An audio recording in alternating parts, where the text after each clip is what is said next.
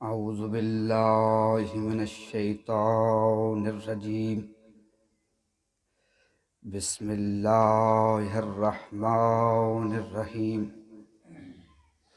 الحمد للہ الفرد الصمد لم یلد ولم یولد والصلاة والسلام علی اول العدد صاحب الابد خاتم الامد سیدنا و مولانا ابی القاسم محمد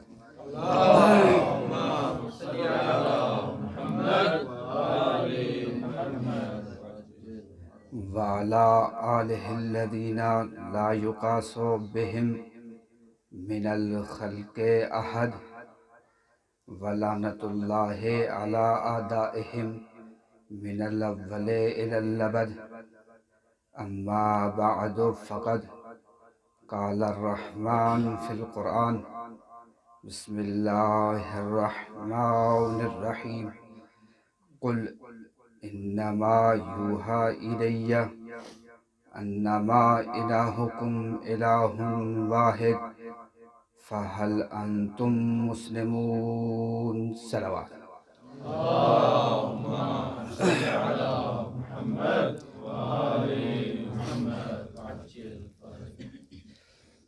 برادران ایمانی و ملت اسلامی، میرا آغاز سخن قرآن مجید فرقان حمید کی آیہ مجیدہ سے ہوا۔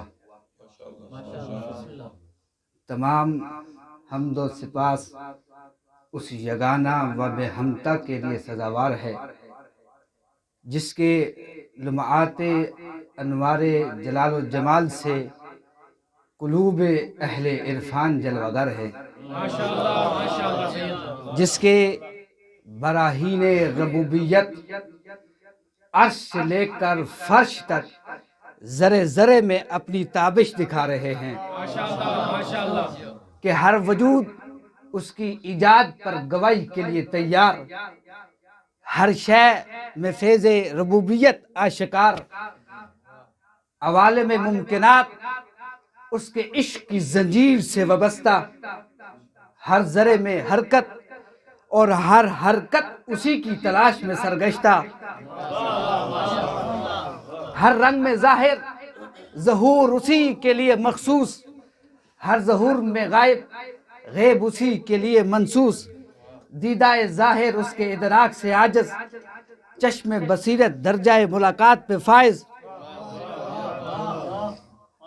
عقول ادراک کن حقیقت میں حیرہ، مگر ہر عقل میں رنگ صفات درخشاں، ملائکہ کا خالق روح کا محدث، بس وہی قدیم سب حادث، یہ حادثات کا قدیم سے تعلق، یہ ممکنات کا واجب سے رشتہ، یہ مخلوق کا خالق سے ربط، کچھ سر بسجود ہے جو رکوع نہیں کرتے، کچھ رکوع میں ہے جو قیام نہیں کرتے، کچھ بیان تقدیس میں اکتاتے نہیں، آنکھوں میں نیند نہیں، عقلوں میں بھول چوک نہیں، بدن میں سستی و کاہلی نہیں، نسیان کی غفلت طاری نہیں، کچھ بندوں کے نگہبان، کچھ جنت کے دروازوں کے پاسبان، جنت میں وہی جائے گا جو صحیح عقیدے کا ہو انسان، اسی عقیدے کی معرفت کے لیے آئے مرسلان، اسی عقیدے کو بچانے والا کل ایمان۔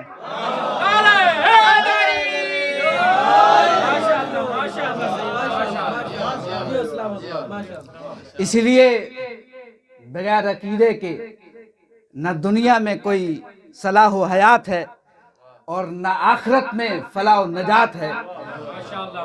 وہی قومیں کامیاب ہیں جن کے اقدامات کے پیچھے عقیدے کا سورج دمک رہا ہے۔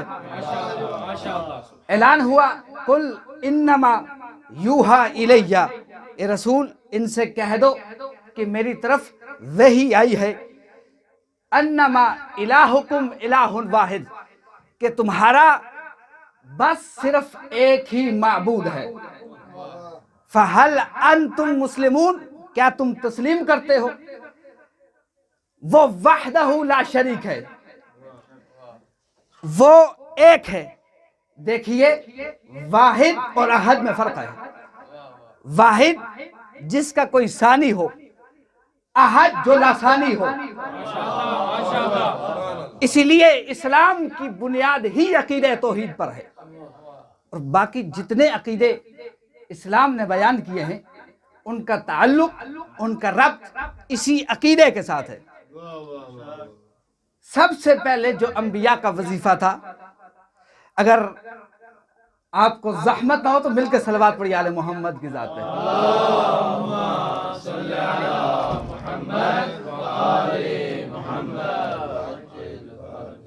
قبلہ جو انبیاء کا وظیفہ تھا وہ تھا توحید. ابراہیم آئے تو سامنے نمرود تھا جو خدائی کا دعوے دار تھا، جو اپنے پتہ چلا ابراہیم نے بتوں کو توڑا ہے تو نمرود کے پاس فیصلہ گیا.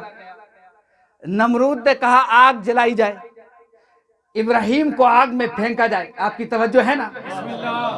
ابراہیم کو آگ میں پھینکا جائے تو حضرت ابراہیم کو منجلیق کے ذریعے آگ میں پھینکا گیا. ابھی دوش ہوا پہ ہی تھے تو ملائکہ میں ہلچل مچ گئی. پروردگار، بت پرستی کی بستی میں ایک ہی تو موعد ہے، وہ بھی جل رہا ہے. آواز آئی نار کی ظاہری حرارت کو نہ دیکھو، دل ابراہیم میں عشق توحید کی حرارت کو دیکھو.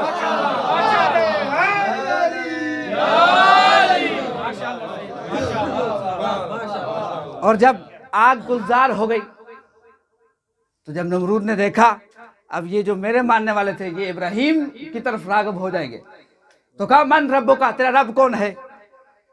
تو جناب ابراہیم نے کہا کہ میرا رب وہ ہے جو موت و حیات دیتا ہے. توجہ ہے آپ کی؟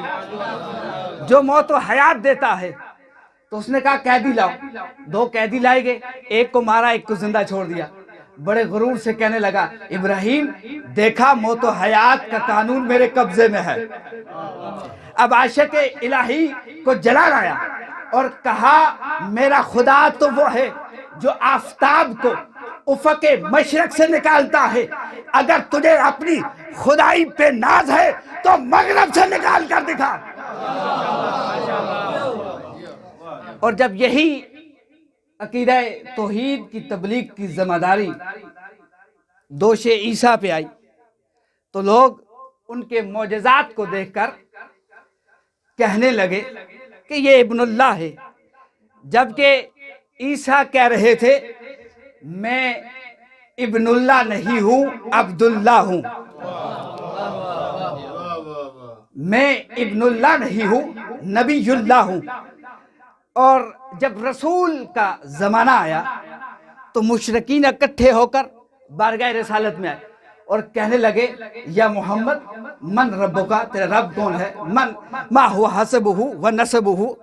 کیونکہ یہ بت پرست تھے اور ان کے بت قبیلے سے قبیلے یہ نسل در نسل منتقل ہو رہے تھے، تو لہٰذا ان کے ذہن میں یہ تھا جیسے ہمارے قبیلے کا ہمارے بتوں کا شجرہ ہوتا ہے ایسا ہو سکتا ہے محمد کے خدا کا بھی شجرہ ہو. تو اس مقام پر جو رسول نے عقیدہ توحید پہ جو دلیل پیش کی وہ سورہ اخلاص کی آیات ہے. قل هو اللہ احد، اے رسول ان سے کہہ دو اللہ الصمد، اللہ بے نیاز ہے. لم یلد ولم یولد، نہ باپ ہے نہ بیٹا ہے. ولم یکن لہ کفوا احد، اس کا نہ کوئی ہمسر ہے نہ کوئی شریک ہے، وہ اکیلا ہے، وہ یکتا ہے. اب آپ نے توجہ کی ہو اس مقام پر تو یہ سورہ اخلاص کی آیات کا مزاج دیکھ کر یہ دیکھ لیجئے کہ کیا مزاج ہے اس سورہ اخلاص کا کہ 5 چیزوں کو بیان کیا. قل هو اللہ احد 1، اللہ الصمد اللہ بے نیاز ہے 2، لم یلد ولم یولد نہ باپ ہے 3، نہ بیٹا ہے 4، کفوا احد کوئی اس کا ہمسر اور شریک نہیں ہے. یعنی سورہ اخلاص نے 5 چیزوں کو بیان کر کے یہ بتا دیا کہ یاد رکھو 2 کو ماننا ہے 3 سے انکار کرنا ہے. اور پھر نہیں مانے، یہ مشرکین تھے، رسول کی بات نہیں مانے تو کہا رسول نہیں مان رہے تو ان سے کہو فقل تعالوا ندعو ابناءنا وابناءکم ونساءنا ونساءکم وانفسنا وانفسکم. اے رسول یہ نہیں مان رہے تو ان سے کہہ دو کہ تم اپنے بیٹوں کو لاؤ، ہم اپنے بیٹوں کو لاتے ہیں، تم اپنے نفسوں کو لاؤ، ہم اپنے نفسوں کو لاتے ہیں، تم اپنی عورتوں کو لاؤ، ہم اپنی عورتوں کو لاتے ہیں. اب بات مسجد میں نہ ہوگی، بات میدان میں ہوگی. آپ کی سماعت بیدار ہے؟ صلوات پڑھی آل محمد کی ذات پہ.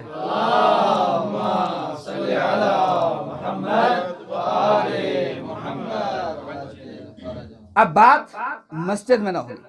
ادھر سے نجران آئے، ادھر سے بیٹے حسن و حسین، نفس رسول علی، نساءنا فاطمہ. اب اس مقام پر میں دست ادب جوڑ کر کہوں گا یا رسول اللہ یہ مسئلہ ہی حل کرنا تھا، مسجد میں نہ صحیح مدینے ہی میں کسی کونے پہ یہ مسئلہ حل ہو سکتا تھا. کہا تمہیں نہیں پتا یہ مسئلہ صداقت توحید کا ہے. آپ کی سماعت بیدار ہے کہ یہ مسئلہ صداقت توحید کا ہے. تو ذرا دنیا بھی تو دیکھ لے کہ مدینے سے آنے والے محمد کے صدیق کون ہے، امت کے صدیق کون ہے.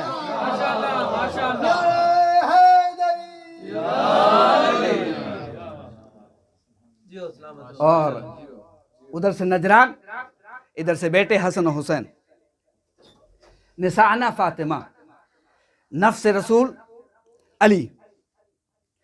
اب اس مقام پر ایک اور سوال ہمارے ذہنوں میں آ گیا کہ جب مسئلہ صداقت توحید کا ہے تو پھر جانے والے بھی صدیق ہوں. توجہ ہے آپ کی؟ صلوات پڑھی آل محمد کی ذات پہ.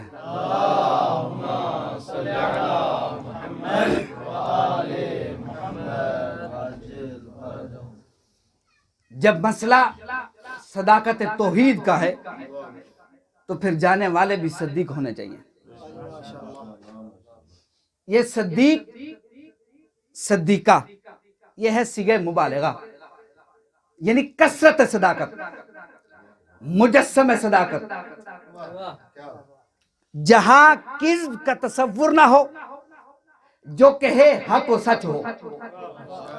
یعنی صداقت اس اوج کمال پر ہو کہ اس کی گفتار کی تصدیق اس کی رفتار سے ہو. اور یہی وجہ ہے سیدہ کو جب بچوں نے کہا اماں ہمارے پاس نیا لباس نہیں ہے، یہاں پر سیدہ نے بچوں کو بہلایا نہیں ہے. جیسے عام مستورات حسب معرفت بچوں کو بہلا دیتی ہے، نہیں، سیدہ نے بچوں کو بہلایا نہیں ہے. کہا اماں لباس نہیں ہے. کہا بچوں پریشان نہ ہو، تمہارا لباس درزی کے پاس ہے. بات ختم ہوئی، دق الباب ہوا. پوچھا کون؟ کہا حسنین کا درزی. لحظہ بھر کے لیے جس کی صداقت پر کذب کا سایہ نہ آئے اسے فاطمہ کہتے ہیں.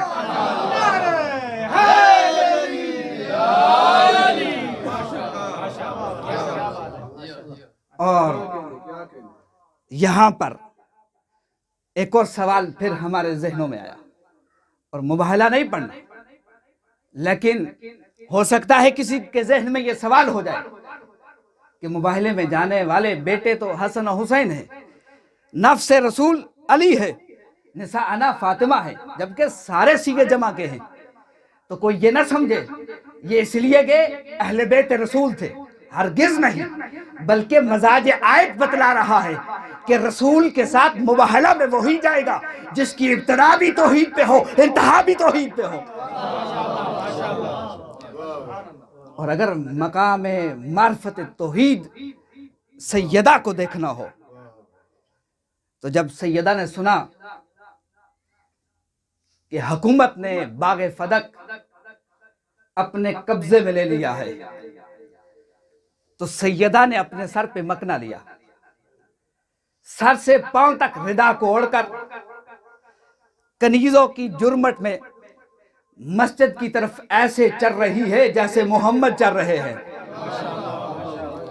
مسجد میں گئی، پردہ لگا، اور سیدہ نے ایسا تمکنت ربا، سیاست شکن، حقیقت نما، ذہن افرین، فصیح و بلیغ خطبہ دیا کہ جس کی مثال تاریخ عالم میں نہیں ملتی، جس کی ابتدا حمد سے کی، اور ایسی حمد جس میں فلسفیانہ گہرائی، عارفانہ گہرائی، اس ذات کے یکتا و بے ہمتا ہونے میں اوج کمال، اس کی شان و شوکت کو، اس کی قدرت و حکمت کو، اس کے فیض عام کو، لطف مدام کو سیدہ نے بیان کیا، اور اس جرأت اور دلیری کے ساتھ سیدہ نے حق کی تبلیغ کی اور باطل کی تکذیب کی۔ اور یہ کوئی معمولی خطبہ نہ تھا، اس پہ نور نبوت کا غازہ، شبنم رسالت کی خوشبو، عصمت و طہارت کی مہر،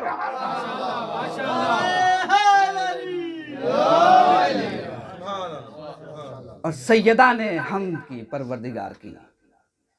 دیکھیے حمد حمد ہوتی ہے، حمد کرنے والا حسب معرفت حمد کرتا ہے۔ آپ کی توجہات ہیں، صلوات پڑھے آل محمد کی ذات پہ۔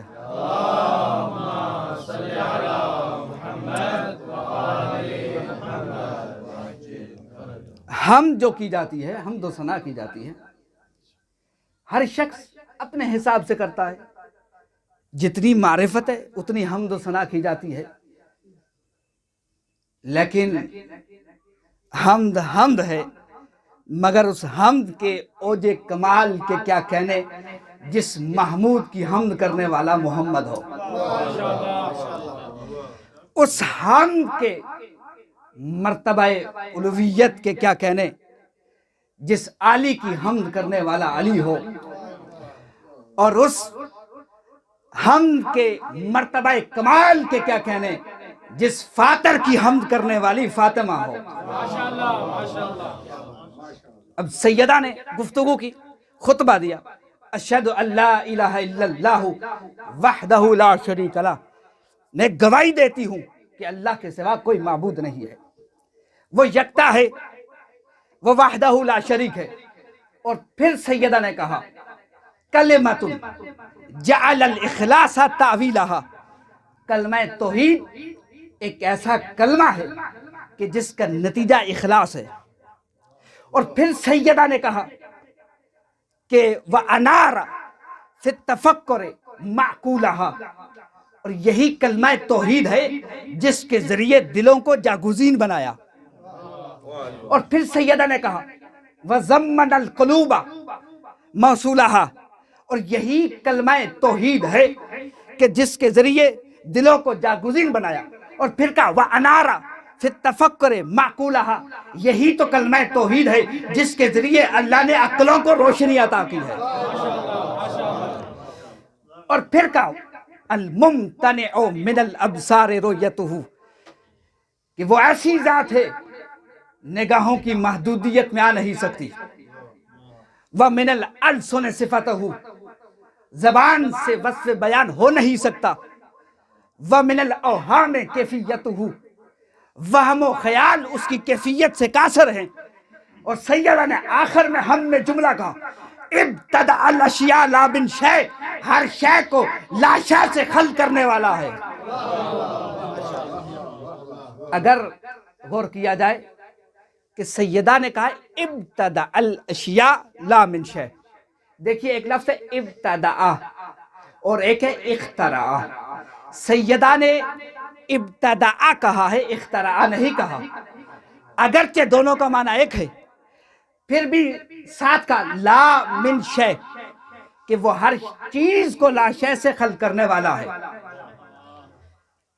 اسی مقام پر اگر آپ کی طبیعت اجازت دے رہی ہو تو صلوات پڑھے آل محمد کی ذات پہ۔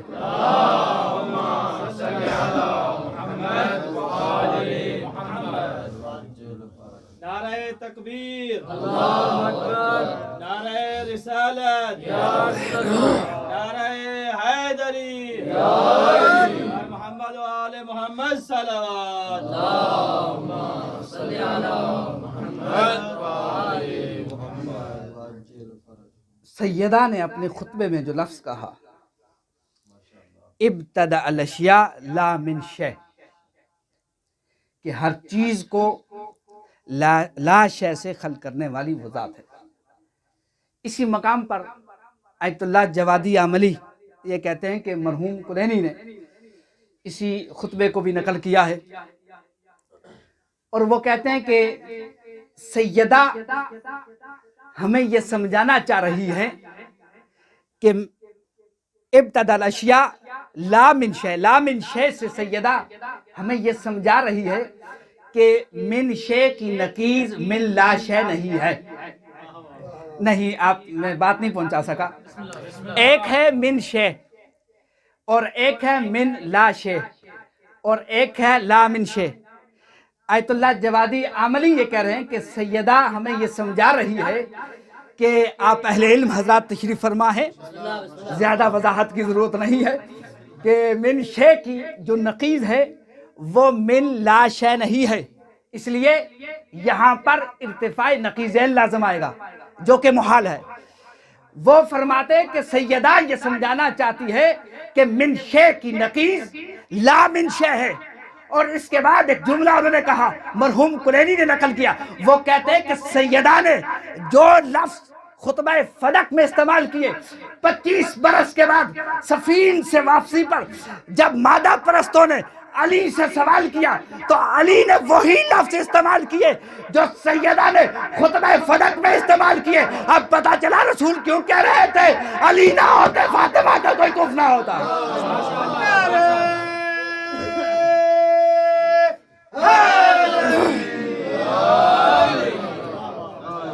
وہی لفظ استعمال کیے جو سیدہ نے خطبہ فدق میں استعمال کیے، اور جناب سیدہ نے مسجد میں جا کر اپنا تعارف کروایا۔ جب خطبہ دے رہی تھی حمد و ثنا کے بعد کہا فَاعْلَمُوا أَنِّي فاطمہ، یہ جان لو میں فاطمہ ہوں۔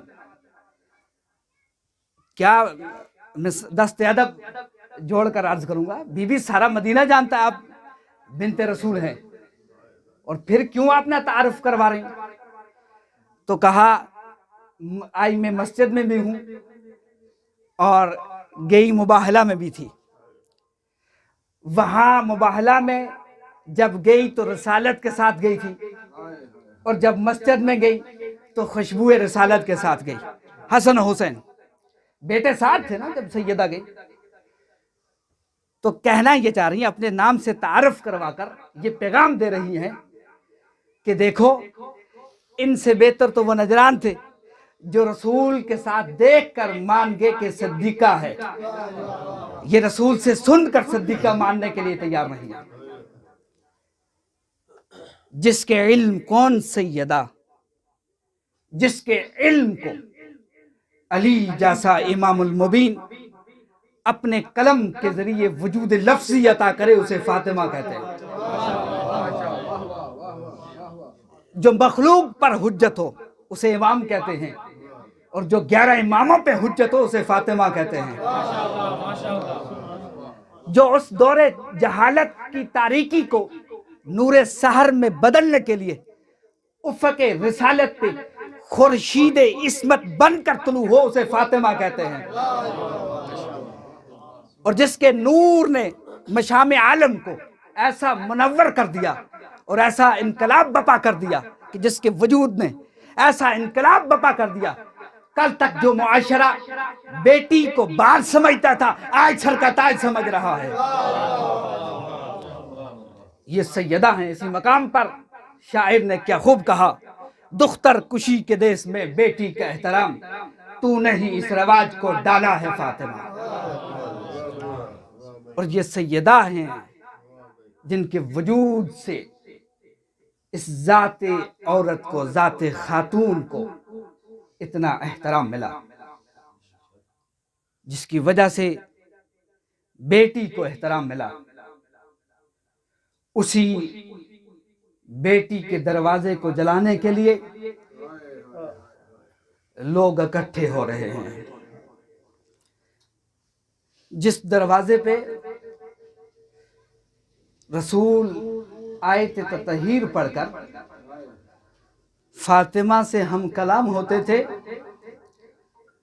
اسی دروازے پہ کھڑے ہو کر یہ کہا جا رہا ہے یا فاطمہ تو اترکی اباطیل النساء۔ اللہ اکبر۔ یہ لوگ رسول کی بیٹی کے گھر کو جلانے کے لیے آ رہے ہیں۔ اب جب گھر کو آگ لگائی، دروازے کو آگ لگائی، ایک ملعون نے زور سے دروازے کو ٹھوکر ماری، وہ دروازہ سیدہ پہ جا گرا۔ جب سیدہ پہ گرا نا تو بی بی خود کہتی ہے فسقطت لوجہی، میں منہ کے بل زمین پہ گر گئی۔ والنار تسعر، آگ کے شعلے بلند تھے اور میرا چہرہ جل رہا تھا۔ اور پھر اسی مقام پر